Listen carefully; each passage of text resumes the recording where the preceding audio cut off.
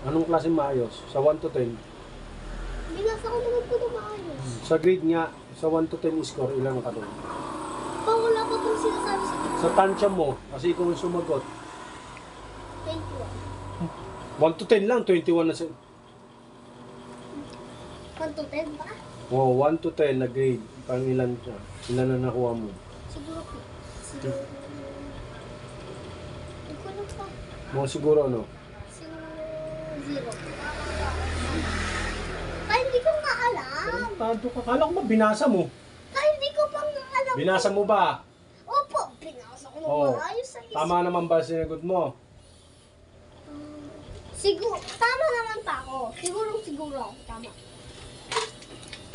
Sa score, sa 1 to 10, ilan ka? Ilan na nakuha mo? Puro mga 7 o 8. Ayun na. Dapat perfect yun. Pa, inaayos ko na yun pa.